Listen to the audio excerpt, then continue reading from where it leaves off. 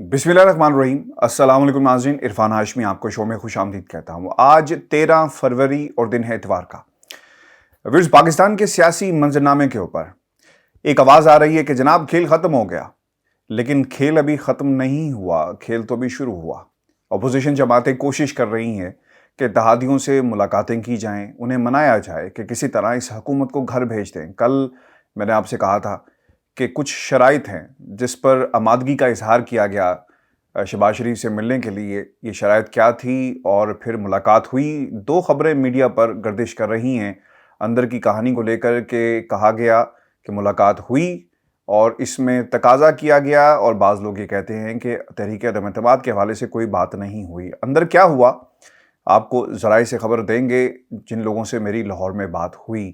लेकिन दूसरी तरफ व्यूअर्स, फजल रहमान साहब भी नारा लगा रहे हैं कि एक जरगा बुलाया जाएगा, और बार बार अपोजिशन जमातें और इनके प्रॉक्सी लीडर्स जो मोर्चा जन हैं ऐसी बातें क्यों करते हैं, नारे क्यों लगाते हैं, इस पर भी तफसील से हम बात करेंगे। और आखिर में नेशनल क्राइम एजेंसी में शहबाज शरीफ साहब की एक वीज़ा एप्लीकेशन, और इस वीज़ा एप्लीकेशन में इन्होंने अपनी फैमिली के बारे में क्या लिखा और अपनी आमदन के हवाले से क्या इंफॉर्मेशन कोट की, ये भी आज के इस प्रोग्राम का हिस्सा बनाएंगे। लेकिन सबसे पहले आपको बताएं, कल मैंने आपको कहा था कि कुछ शराइत थी जिस पर चौधरी परवेज़ इलाही ने कहा कि हम आपसे मिलने के लिए तैयार हैं, लेकिन आप आकर हमसे ये नहीं कहेंगे कि जनाब तहरीक अदम एतमाद के लिए सपोर्ट देनी है। और मैंने आपको कल भी बताया था कि मेरी चौधरी शुजात से जब मैं पाकिस्तान गया मुलाकात हुई, तफसीली मुलाकात हुई, 1-1.5 घंटा ये मुलाकात रही। और जो मेरी असेसमेंट थी, और वो वीडियो क्लिप मौजूद भी है यूट्यूब पर, आप देख भी सकते हैं, जिसमें चौधरी शुजात की तबीयत काफ़ी ख़राब है और वो ज़्यादा देर ना गुफ्तगू कर सकते हैं ना बैठ सकते हैं, और इसकी बुनियादी वजह उनकी बिगड़ती हुई सेहत है। और इससे पहले भी एक वजह बन सकती है, एक बहाना बन सकता है, और कहा यह जाए कि जनाब आपने आना है तो आप मिल सकते हैं, लेकिन इस पर आपने बात नहीं करनी। आज मीडिया के अंदर दो किस्म की खबरें कोट हुई। पाकिस्तान का एक मीडिया बाज़ लोगों के जहनों की तर्जुमानी कर रहा है, जो दिल की बात है उसे लोगों तक कैसे पहुंचाना है, क्या बयानियां घड़ना है, वो बताया जा रहा है। जबकि दूसरा मीडिया कोशिश करता है कि ज़्यादातर प्रो गवर्नमेंट खबरें लगाई जाएं और जो हालात साजगार हों, सूट करते हों हुकूमत को, वो बताए जाएं। लेकिन यहाँ पर क्या हुआ, एक मीडिया हाउस ने क्या कहा कि जनाब तहरीक अदम एतमाद के हवाले से तफसीलन डिटेल से गुफ्तगू हुई। 3 मुलाकातों का दौर हुआ जिसमें शहबाज शरीफ साहब मौजूद थे, फिर चौधरी शुजात साहब और फिर परवेज़ इलाही का हवाला दिया गया। फिर कहा गया कि इसके बाद बाकी लोगों को भी बुला लिया गया, जो दूसरी नशिस्त थी, जिसमें बाज़ाब्ता तौर पे कहा गया कि तहरीक अदम एतमाद पर आपकी सपोर्ट का हमें इंतज़ार रहेगा। जिस पर उन्होंने कहा कि ठीक है, मैं पार्टी के बाकी लोगों से मिलकर गुफ्तगू करके, यानी चौधरी परवेज़ इलाही के हवाले से ये बात कोट की गई, आपके सामने रखेंगे। लेकिन व्यूअर्स, ऐसा नहीं हुआ। ये बात मेरी अब से कुछ ही देर पहले लाहौर में कुछ लोगों से हुई और मैंने उनसे सवाल किया कि क्या बात हुई है। मुझे पहली बात जो बताई गई, उन्होंने कहा कि शहबाज शरीफ साहब ने मीडिया से बात करना गवारा नहीं किया। इससे क्या जाहिर होता है इरफान? मैंने कहा जनाब ऐसा लगता है, और मैंने कल भी ये बात कही थी कि ये मुलाकात होगी, सिर्फ सेहत दरियाफ्त की जाएगी, वो जाएंगे, फूलों का गुलदस्ता देंगे, खैरियत दरियाफ्त करेंगे और चले जाएंगे। व्यूअर्स, आपको याद रखना चाहिए काफ लीग जब बनी थी वो वक्त कौन सा है। 99 में मुशर्रफ साहब की एक टेक ओवर करते हैं, तो उस वक्त काफ लीग बनाने का कहा गया। काफ लीग में वो लोग शामिल थे जो लोग मुल्क में रह गए, यानी नून लीग से टूटे हुए लोग, जिनके पास कोई और रास्ता नहीं था। उन्होंने कहा कि ठीक है, इसे दोबारा रीऑर्गेनाइज करते हैं और एक नई जमात बनाते हैं, तो काफ लीग बन गई। और ये मुशर्रफ दौर में बड़ी एक स्ट्रॉन्ग एलाई रही, और मुशर्रफ ने बहुत सारे फ़ायदे इस जमात को पहुंचाए।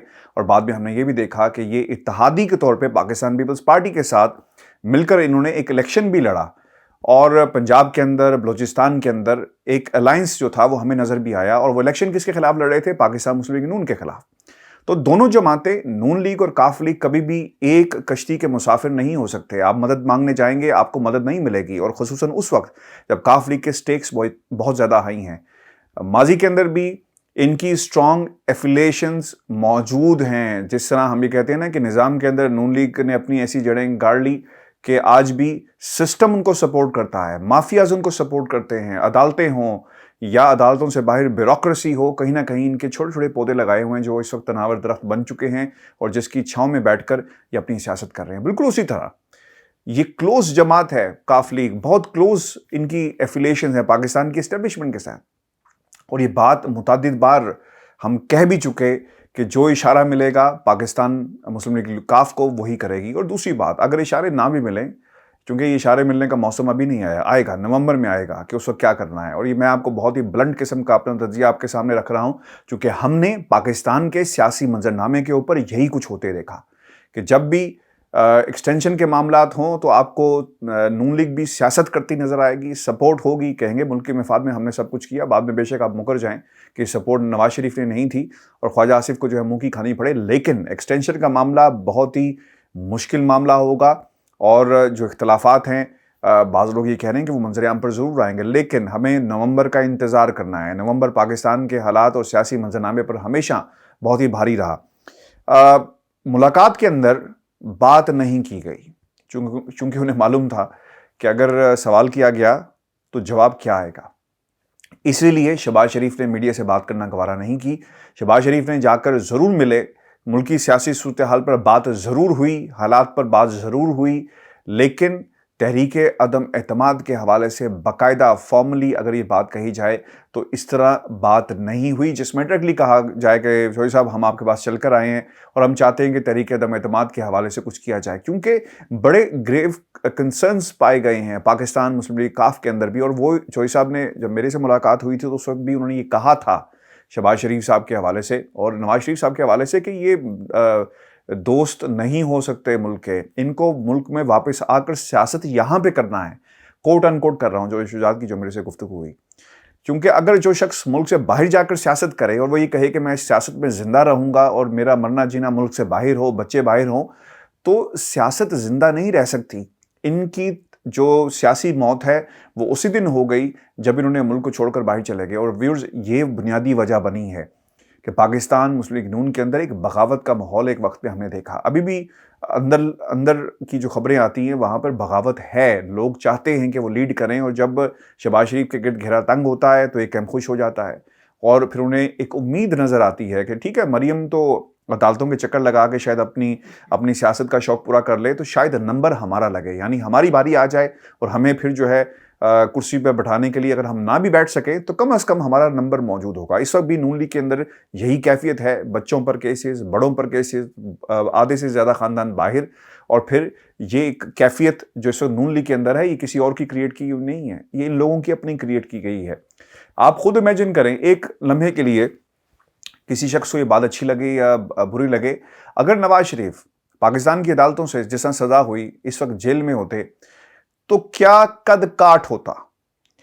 لوگ کم از کم یہ جو ان کے اپنے ونگ کے لوگ ہیں یا جو اس پارٹی سے جن کا تعلق ہے وہ ضرور جا کر کہتے ہیں کہ نواز شریف عوام کے لیے اس وقت جیل میں پس رہا ہے, نواز شریف کی زندگی کو خطرہ ہے اس عوام کے لیے. نعرے مختلف ہو جانے تھے لیکن اب نعرے یعنی ایک راہ فرار تلاش کر کے نعرے بدل گئے, لیکن جو طریقہ کار جس کے چوہدری شجاعت صاحب نے بھی کہا, جو میری ان سے گفتگو ہوئی, انہوں نے کہا کہ سیاست میں اگر انہیں زندہ رہنا ہے تو پاکستان میں عرفان انہیں آ کر سیاست کرنا ہوگی, اس کے علاوہ اور کچھ راستہ نہیں ہے نون لیگ کے لیے. آج جو ایک آواز آ رہی ہے فضل الرحمان صاحب کی, اور یہ آواز ایسی ہے, یہ پراکسی آواز ہے, اور یہ آواز کسی اور کی ہے, یہ ان کی آواز نہیں ہے. جو پراکسی جنگ لڑ رہے ہیں وہ کہتے ہیں کھیل ختم ہو چکا, عدم اعتماد پر ابتدائی رابطے کامیاب ہوئے, اور وہ یہ کہتے ہیں کہ اب انعامات تقسیم ہو رہے ہیں جبکہ عدم اعتماد پر ابتدائی رابطے کامیاب ہوئے, اور انتہا پسندی والی سوچ کو شکست ملنا چاہیے. توہین مذہب پر قانون ہاتھ میں لینے کی اجازت کسی کو نہیں, یہ ریاست کے اندر ریاست بننے والی بات ہے. آپ نے بھی تو ریاست کے اندر ایک سیاسی ریاست اپنی بنانے کی کوشش کی, بچوں کو لے کر چڑھائی کرتے ہیں اسلام آباد پر, تھوڑا سا آپ کو اپنی طرف بھی دھیان دینا ہوگا. پھر انہوں نے یہ بھی کہا کہ اب قوم پر رحم کریں, عدم اعتماد پر ابتدائی رابطے کامیاب ہوئے, عدم اعتماد کے بعد نئے وزیر اعظم کی جزیات طے کرنا ہے. ارے بھائی آپ تو پارلیمنٹ کے اندر موجود نہیں ہے, خدا را قوم سے سچ بولیں, آپ کس قسم کی سیاست کر رہے ہیں. اگر آپ پارلیمنٹ کے اندر موجود ہوتے تو شاید حالات ڈیفرنٹ ہوتے. کل ایک گیدرنگ کے اندر یہ بات ہو رہی تھی اور وہاں پہ کچھ لوگوں نے کہا کہ جناب دیکھیں سیاست کے اندر बड़ी खिदमात हैं सियासतदानों की जो इनके साथ सलूक हो रहा है। मेरा एक सवाल है और ख़ुसूसन फजल रहमान साहब के हवाले से कि इन्होंने जिस बुनियाद के ऊपर पाकिस्तान के सियासी मंजरनामे पर इनका अपना कद काट है और वो है मज़हब, इन्होंने पाकिस्तान के अंदर रहते हुए इस्लाम की कितनी खिदमत की और कितना सपोर्ट किया। आज जो मुल्क के अंदर जो कुछ भी हो रहा है, मज़हब के नाम पर लोग जिस तरह चीज़ों को अपने हाथ में ले लेते हैं और बाद में पता चलता है कि जनाब देखें ये तो बहुत बुरा हुआ। एक वाक़या पाकिस्तान में दोबारा हुआ और इससे जंग हंसाई हुई पाकिस्तान की, इन्वेस्टिगेशन नहीं हुई और एक शख्स को घसीट कर मार दिया गया। खुदारा जो आपका किरदार था बतौर आलिम दीन या जिस तरह आप क्लेम करते हैं, पोज करते हैं, और अगर आप कम से कम उसी हिस्से को ठीक कर दें या लोगों की रहनुमाई कर दें तो मैं समझता हूँ कि इससे बड़ी कोई खिदमत नहीं होगी पाकिस्तान की। फिर उन्होंने ये भी कहा कि दोस्त या दुश्मन को मुतमईन नहीं कर सके। उन्होंने इशारे दे दिया है कि उनका खेल ख़त्म हो चुका, एम्पायर वही होता है जो न्यूट्रल हो, पिक एंड चूज़ एक दिखावा है, खेल ख़त्म हो चुका, अब इनामात तकसीम हो रहे हैं और पीपल्स पार्टी अदम एतमाद में साथ देगी, हमें होमवर्क मुकम्मल करना है। अब देखिए ये जो होमवर्क की बार बार बात की जा रही है, ये होमवर्क किसी तरफ भी मुकम्मल नहीं है और जब तक पाकिस्तान तहरीक इंसाफ के इत्तेहादीन का साथ नहीं देंगे, तहरीक अदम एतमाद कभी भी कामयाब नहीं होगी। मैंने कल तफसील से बात की कि पाकिस्तान तहरीक इंसाफ को क्या सूट करता है, काफ लीग को क्या सूट करता है, MQM को क्या सूट करता है। और अगर आप तारीख उठाकर देख लें, जब काफ लीग के नंबर गिरे, सीट्स कम हुई, तो इन्होंने माजी में भी इत्तेहाद में जाना पसंद किया। MQM हमेशा इत्तेहाद में रहती है क्योंकि अकेले रहकर आप ना हुकूमत बना सकते हैं, कम से कम ये ज़रूर कर सकते हैं किसी का सहारे को सहारा दें और फिर उन सहारों के ज़रिए आप हुकूमत में अपना वो मकाम हासिल कर सकें जो किसी भी हुकूमत के अंदर जो उसके अपने लोग जो उस तहरीक से या उस सियासी जमात से जुड़े होते हैं उन्हें नहीं मिलता। तो व्यूअर्स, ये इस वक्त सियासी मंजरनामा पाकिस्तान के अंदर इस वक्त हमें नज़र आ रहा है। और कल मुझसे किसी ने सवाल भी किया कि जो एक टीवी चैनल के हवाले से खबर आई और फिर मुराद सईद का जो वाक़या आपने उस पर बात नहीं की, मेरा ये ख्याल है कि इस वाक़े की जितनी भी मज़म्मत की जाए कम है और इस चैनल के ऊपर जितने भी लोग बैठे हुए थे, कम से कम मुझे तो कोई आर नहीं कहने में, इनका एक ख़ास एजेंडा है, ख़ास मकसद के तहत ये मैदान में उतरे और हमेशा से जिस किस्म की गुफ्तगू करते हैं। और मैं ये समझता हूँ कि सबसे ज़्यादा मैच्योरिटी का मुज़ाहरा जो है वो अमजद साहब ने किया, शोएब अमजद साहब ने किया और उन्होंने तो माफ़ी भी मांग ली। और मेरा ख्याल है कि माफ़ी मांगने वाले का जो है वो कद छोटा नहीं होता, बड़ा हो जाता है। और उन्हें एहसास हो गया कि यार ये बात मैंने गलत की, क्योंकि दूसरी तरफ से रिएक्शन जो आना चाहिए था, कम से कम आप एक टेलीविज़न चैनल पे बैठकर कि अगर आप उसे इत्तफाक नहीं करते तो कम से कम उस गुफ्तगू का आप हिस्सा नहीं बन सकते। व्यूअर्स, दूसरी जो आखिर में जो खबर बहुत ही इंपॉर्टेंट है और मैंने इसको आज प्रोग्राम में इसलिए शामिल किया क्योंकि चौधरी शुजात साहब की बात मुझे याद आ गई, मुझे पीपल्स पार्टी के आसिफ अली जरदारी की वो बात याद आ गई। चौधरी शुजात ने तो मुझसे खुद कहा कि इरफान इन्हें मुल्क में आकर सियासत करनी चाहिए। आसिफ अली जरदारी ने बरमला कहा कि जो लोग अपने मुल्क में मरना नहीं चाहते वो सियासत क्या करेंगे। और व्यूअर्स, ये बहुत ही रेलिवेंट इन्फॉर्मेशन है। और इसमें जो वीज़ा एप्लीकेशन था शहबाज शरीफ साहब का, जो नेशनल क्राइम एजेंसी की फ़ाइल का हिस्सा है और पब्लिक है और इस वक्त पब्लिक डोमेन में है, उसमें क्या कहा गया। अच्छा, पहला जो सवाल किया जाता है कि जनाब आपका पूरा नाम क्या है। नाम उन्होंने उसे ब्लैंक करके दिया है, सरनेम क्या है वो भी ब्लैंक, यहाँ पर डेट ऑफ बर्थ क्या है वो भी ब्लैंक है, प्लेस ऑफ बर्थ सिर्फ लाहौर लिखी गई, जेंडर मेल, नेशनलिटी पाकिस्तान। और फिर उनसे ये सवाल किया गया कि आपने क्या इसके अलावा कोई नेशनलिटी रखते हैं। बहुत ही अहम सवाल था और ये वो वही तरीका है जिससे पता चल सके कि क्या नेशनलिटी इसके अलावा कोई ली तो नहीं हुई। खुफिया तौर पर उन्होंने कहा नहीं, कोई नेशनलिटी मेरी इसके अलावा नहीं है। और फिर पासपोर्ट की डिटेल्स के हवाले से कुछ चीज़ें इसके अंदर लिखी गई। फिर उन्होंने ये भी कहा कि are you a national of a country in which you are applying. उन्होंने कहा येस, क्या आप उस मुल्क के नेशनल यानी पाकिस्तान की बात हो रही है। फिर उनसे ये भी पूछा गया कि क्या आपका पहला पासपोर्ट है। उन्होंने कहा नहीं। फिर जो पासपोर्ट नंबर से वो दे दिए गए। उसके बाद उन्होंने कहा कि are you travelling with anyone. उन्होंने कहा नहीं, मैं अकेला जो है वो आ रहा हूँ। और फिर date of planned arrival in UK उन्होंने लिखा कि 1 मई 2018 का उन्होंने हवाला दिया। और फिर उनसे पूछा कि आप कितने दिन रहेंगे। उन्होंने कहा मैं 15 दिन तक यहाँ पर रहूँगा। और फिर उनसे ये भी पूछा गया कि आपका एड्रेस क्या होगा इस दौरान। और हम बात कर रहे हैं एप्लीकेशन जो लिखी गई मई 2018, उस वक्त हुकूमत किसकी थी। और जो एड्रेस लिखा गया वो पाकिस्तान हाई कमीशन का लंदन का एड्रेस जो है वो दिया गया। और इसके बाद جو ڈیٹیلز ہیں ویئرس اس میں ٹریول ہسٹری اس کو انہوں نے بلینک کر کے اس کو پبلک کیا ہے. اور پھر اس کے بعد یہ بھی لکھا گیا کہ how long have you lived in this address. اچھا اب یہ جو ایڈریس ہے جس ایڈریس کی وہ بات کر رہے ہیں جو ان کا پرماننٹ ایڈریس تھا اس پہ انہوں نے 7 سال لکھا ہے کہ میں 7 سال سے یہاں پہ رہ رہا ہوں. پھر نیچے ان سے جو پوچھا گیا کہ کانٹیکٹ ڈیٹیلز کیا ہیں, are you preferred contact details different from the contact details already you provided above. انہوں نے کہا نہیں.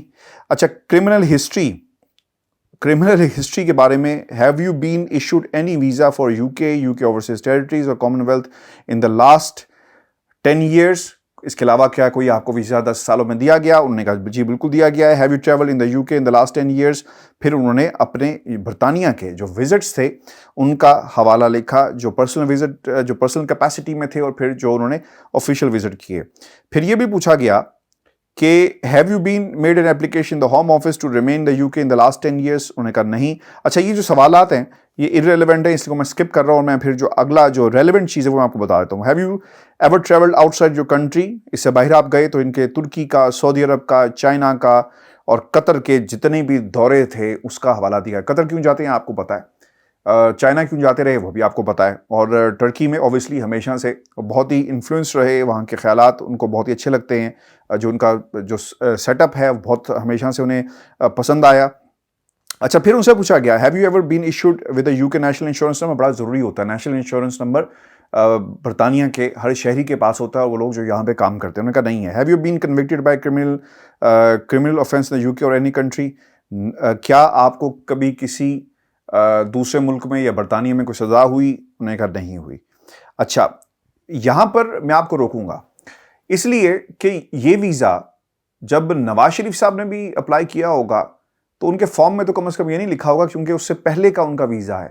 لیکن جب آپ برطانیہ کی سرزمین پر بارڈر پہ انٹر ہوتے ہیں تو یہ سوال اس کارڈ کے اوپر جو لینڈنگ کارڈ تھا وہ ضرور پوچھا جاتا ہے. اب انہوں نے شاید بند کر دیا, لیکن کچھ سالوں تک جب آپ جہاز میں ہوتے ہیں تو ایئر ہوسٹس آپ کے پاس آ کر آپ کو ایک کارڈ دیا کرتی ہے, تھی اب نہیں, اور اس میں لکھتے تھے آپ کا پاسپورٹ نمبر, کہاں رکنا ہے, کرمنل کنوکشن, یہ تمام سوالات اس میں پوچھے جاتے تھے.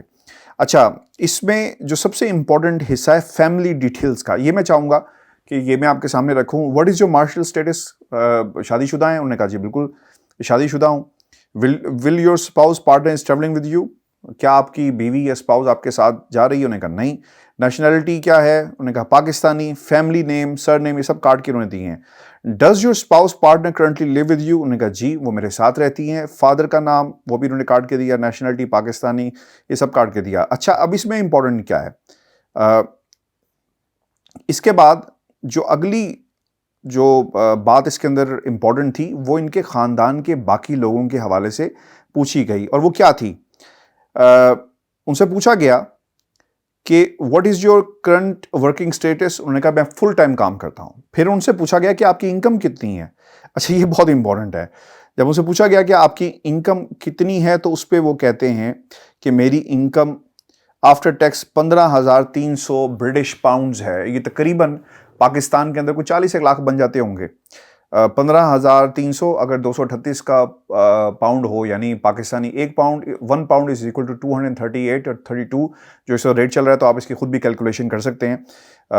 یہ تقریباً 40-45 لاکھ کے قریب بنے گا. پھر انہوں نے کہا کہ name of the company, organisation, employer, government of Punjab. جب یہ دورے پر تھے مئی 2018 میں جو ان کی رائیول ڈیٹ تھی, انہوں نے اپنا اسٹیٹس تو لکھا government of Punjab, chief minister of Punjab, یہ ان کا ٹائٹل ہے.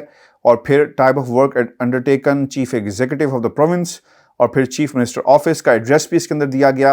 اور پھر when you start this job 2013 میں اس کا حوالہ دیا گیا. do you have any additional paid jobs or occupation. پھر ان سے پوچھا گیا کہ کیا آپ کا اس کے علاوہ بھی کوئی جاب ہے, کوئی آکوپیشن ہے, جس پہ انہوں نے کہا جی بالکل ہے. انکم اور expenditures. do you have any saving properties or other income for example from stocks and shares. کیا آپ کی اس کے علاوہ کوئی پراپرٹی ہے, کوئی انکم ہے؟ تو اس پہ انہوں نے کہا کہ نہیں, نو لکھا ہوا ہے جی اس کے آگے. How much do you spend each month on the living expend. کتنے پیسے آپ جو ہے اپنے لیونگ جو ایکسپینڈیچرز ہیں اس پہ خرچ کرتے ہیں. اور یہ اس کا جو اندازہ آپ خود لگائیں کہ شہباز شریف صاحب جب انہوں نے درخواست دی تو ان کا خرچہ کیا تھا. وہ کہتے ہیں کہ 3,000 میری جو سپینڈنگ ہے، لیونگ کاسٹ ہے، وہ 3,000 پاؤنڈ ہے. اب 3,000 پاؤنڈ کا مطلب یہ ہے کہ یہ تقریباً بنے گا 8 لاکھ، 7 سے 8 لاکھ کے درمیان یہ بنتا ہے. How much of your total monthly income is given to your family members and other dependents. وہ یہ کہتے ہیں کہ آپ اپنی جو انکم ہے اور منتھلی انکم کا کیا حصہ، کتنا حصہ اپنے ڈیپینڈنٹس کو دیتے ہیں یا فیملی ممبرس کو، جس پہ انہوں نے کہا کہ 4 لاکھ. تقریباً یہ دوبارہ 4,000 پاؤنڈ جو تقریباً بن جاتا ہے 10-11 لاکھ کے قریب جو ہے یہ بن جاتا ہے. What is the cost of your personally of your trip to what is the cost to you personally for your trip. اور پھر ان سے پوچھا گیا کہ جس ٹرپ کے لیے آپ برطانیہ آنا چاہتے ہیں اس کی کاسٹ کیا ہے. یہ تقریباً 5,000 پاؤنڈ انہوں نے بتائی. The total amount of money you have for this trip. اور اس ٹرپ کے لیے جس پر آپ آنا چاہتے ہیں کتنے پیسے آپ نے جو ہے وہ علیحدہ کیے ہیں. وہی اس پہ انہوں نے کہا کہ 10,000 پاؤنڈ جو ہے میں نے اس پہ علیحدہ کیے. The cost of the air plane ticket کا 2,000 پاؤنڈ لگائے گئے. ٹھیک ہے جی. اور اس کے بعد پھر the cost of your accommodation انہوں نے کہا پرسنل ہے میری. The cost of your living expenses انہوں نے کہا 5,000 ہے. فیملی سیکشن کے اوپر ایک سوال ہے، اس خانے میں ایک سوال ہے اور ان سے پوچھا گیا کہ do you have any friends اور فیملی ان دا یو کے. اچھا، فیملی کا انہوں نے سوال کیا ہے. اب مجھے یہ سمجھ نہیں آتی کہ نواز شریف صاحب کی فیملی یہاں پر موجود تھی تو اس کا حوالہ دینا ضروری تھا یا نہیں تھا. نہیں لکھا گیا. اس میں پوچھا کہ ریلیشن شپ کیا ہے، انہوں نے کہا دوست ہیں. آگے نام ان کا نہیں دیا گیا، اس کو کاٹ کے دیا گیا. پھر ان کی نیشنلٹی کیا ہے، برٹش سٹیزن لکھا گیا اسٹیٹس، اور پھر یہ شیئر کیا گیا ہے. یعنی جن صاحب کے پاس وہ آ رہے تھے دوست یا فرینڈس کا جو حوالہ دیا گیا اس میں فیملی ممبر کسی کا ذکر نہیں کیا شہباز شریف صاحب نے. انہوں نے صرف اور صرف اپنے دوست کا ذکر کیا. پھر میڈیکل ٹریٹمنٹ کے حوالے سے انہوں نے کہا کہ have you ever receive medical treatment in the you کے. یار یہ بہت ہی امپورٹنٹ ہے اور میں بعض دفعہ نا فرسٹریٹ بھی ہو جاتا ہوں کیونکہ اس سے پہلے بھی تو ٹریٹمنٹ شہباز شریف صاحب کرواتے رہے ہیں. اور آپ کو یاد ہوگا کہ اس سے پہلے بھی ایک اپوائنٹمنٹ ہوئی اور انہیں کہا گیا جناب میں نے اپنے کینسر کے حوالے سے ایگزیکٹلی مجھے ڈیٹ یاد نہیں ہے لیکن یہ بات کہی گئی تھی کہ مجھے اپنی ٹریٹمنٹ کے حوالے سے بھی جانا ہے. اور اگر نہیں کہا گیا تو ریکارڈ پہ موجود ہے، آپ سرچ کر کے اسے دیکھ سکتے ہیں. تو یہ انفارمیشن ان کی اپلیکیشن کے اندر لکھی گئی ہے. Is there any information you wish to be considered as a part of your application. خیر اس پہ کوئی انہوں نے آگے نہیں لکھا. تو ویورز یہ حالات ہیں. خاندان یہاں پہ موجود تھا، بھائی کے بچے یہاں موجود تھے لیکن لکھا گیا کہ کوئی موجود نہیں ہے. میرا ایک دوست ہے میڈیکل ٹریٹمنٹ کا، انہوں نے کہا. اب مجھے یہ نہیں پتا، میرے پاس ایسی انفارمیشن نہیں ہے کہ اس سے پہلے وہ برطانیہ میں کیا کوئی میڈیکل ٹریٹمنٹ لے چکے ہیں اور جو ان کا علاج تھا وہ دنیا کے کس حصے میں ہوا، پاکستان میں ہوا، باہر ہوا، امریکہ میں ہوا، قطر میں ہوا، سعودی عربیہ میں ہوا، کہاں ہوا. ویورز یہ ہماری ویڈیو تھی، کافی ذرا اس کی ٹائم جو تھی وہ کافی زیادہ ہو گیا لیکن یہ انفارمیشن آپ کے ساتھ شیئر کرنا بہت ہی ضروری تھا کہ اپلیکیشن میں کیا لکھا گیا. آپ نے کمنٹس بھیجیے گا، چینل کو ضرور سبسکرائب کریں اور میں کوشش کروں گا کہ ہر ویڈیو کے ساتھ یہ تھوڑی انفارمیشن جو ہے نیشنل کرائم ایجنسی کے 500 صفحات میں سے جو بھی انفارمیشن ویلڈ ہے وہ میں آپ کے سامنے رکھوں. اور اگلی ویڈیو کے اندر آپ کو ضرور ہم بتائیں گے کیونکہ یہ کہا جا رہا ہے پاکستان میں کہ ڈیلی میل کو بھی اس کا حصہ بنایا گیا. اس کی حقیقت بھی میں آپ کے سامنے رکھوں گا. اجازت دیجیے، اللہ نے کے بعد.